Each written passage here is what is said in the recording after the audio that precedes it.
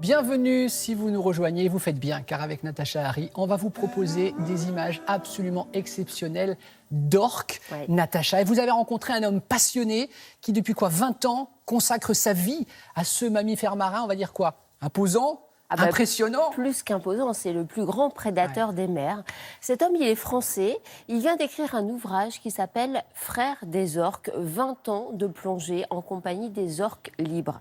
Sa spécificité, c'est qu'il a découvert par hasard, au tout début, il y a 20 ans, les orques en plongeant. Il ne plongeait pas du tout pour aller à leur rencontre, il les a entendus. Et puis il s'est dit, c'est absolument fascinant.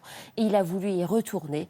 Et à force d'y retourner, aujourd'hui, il a à son actif 6000 plongées en compagnie des orques libres.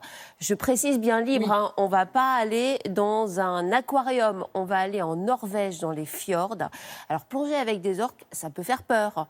Oui. Je pense que vous et moi, On on ne n'irait serait pas très rassurés. C'est ça. Eh bien, figurez-vous qu'il a réussi à nouer une véritable complicité avec ces animaux. Il n'y a jamais eu d'accident de plongée avec ces animaux marins. Et la spécificité de ce monsieur, Pierre-Robert Delatour, c'est que lui, il plonge avec une combinaison semi-humide. Aujourd'hui, il y a d'autres personnes qui plongent dans sa compagnie, mais qui ont des combinaisons totalement étanches, parce qu'il faut quand même préciser que l'eau est entre 0 et 5 degrés. Et grâce à sa combinaison semi-humide, il a été le premier à le faire. Il peut descendre un petit peu en compagnie des orques et il les rencontre. Il est fascinant et fasciné par ces animaux. On va découvrir vraiment les images qu'il nous a fournies, parce que c'est lui qui a tourné ces images ou les équipes qui l'accompagnent. Et au tout début du sujet, je vous précise que ce sont des images tout à fait exceptionnelles. Un chalutier avait pêché une baleine. Ils ont dû libérer le filet parce que forcément, il n'allait pas remonter la baleine. Et alors là, une profusion d'orques est arrivée. Un moment incroyable. Regardez.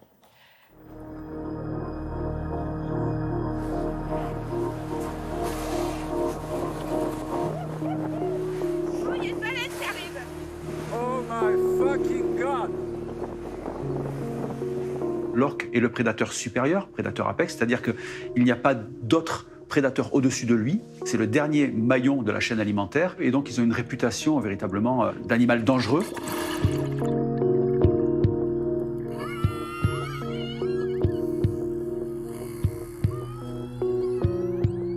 C'était une forme d'attirance quasiment magnétique. Quand je me suis retrouvé pour la première fois à l'eau avec les orques, ça a été un émerveillement, une fascination et la connivence a été immédiate.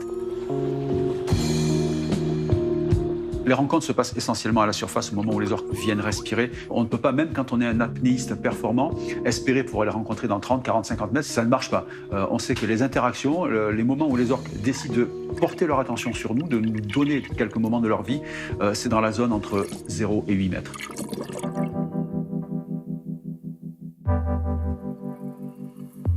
Les orques ont 4 grandes activités journalières. D'abord, ils se déplacent pour rechercher la nourriture. Quand ils trouvent de la nourriture, ils mangent, donc ils chassent. Une fois qu'ils ont chassé, ils jouent. Et après avoir joué, ils dorment. Et quand ils se réveillent, eh bien, ils ont faim, ils repartent à la recherche de nourriture, donc ils se redéplacent. Ils chassent en groupe. Et chaque individu a un rôle bien précis dans la chasse. Notamment en Norvège, quand ils chassent le hareng, ils émettent des sons pour maintenir une boule de hareng à la surface. Ils tournent autour et ils assomment les harengs avec leurs nageoires caudales. Ils les consomment un par un. Ce qui est remarquable, c'est qu'il n'y a pas de frénésie alimentaire chez l'orque. Ils ne vont pas se précipiter ou se battre pour obtenir un poisson. Ils laissent volontiers la place à un congénère. J'ai même essayé une fois ou plusieurs fois de retirer un poisson qui était à côté de moi sur un orque qui venait le manger. Ils font le tour et ils trouvent cette démarche assez ridicule, je pense, et ils en attrapent un parmi les milliers qu'ils ont assommés. Donc il n'y a pas de conflit, en fait, dû à l'alimentation. Ils partagent leurs ressources.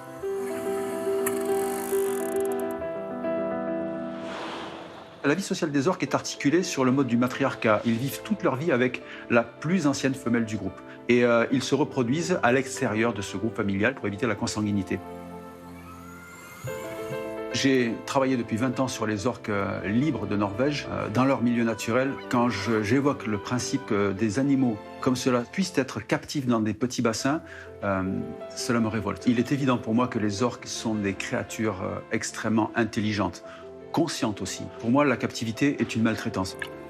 Parmi les rencontres marquantes, il y a eu une femelle, qu'on a surnommée Leilani, qui venait beaucoup plus près et qui émettait des sons qui n'étaient pas dans leur répertoire, comme si elle cherchait à nous dire quelque chose avec notre propre accent d'humain. Et le comportement qu'elle avait sous l'eau s'apparentait à une parade nuptiale, en fait. C'était juste merveilleux. Je crois que s'il y avait une rencontre, parmi toutes celles que j'ai pu vivre, ça serait celle-là que je garderais, la parade nuptiale avec Leilani, la sirène. C'est beau, non? Que c'est sublime. Ah. On est sans voix. C'est ça. Donc, on a encore beaucoup de choses à découvrir sur ces animaux, sur la civilisation des orques, comme aime à le dire Pierre Robert de la Tour. C'est fascinant. Et c'est passionnant, des hommes passionnés. Bravo.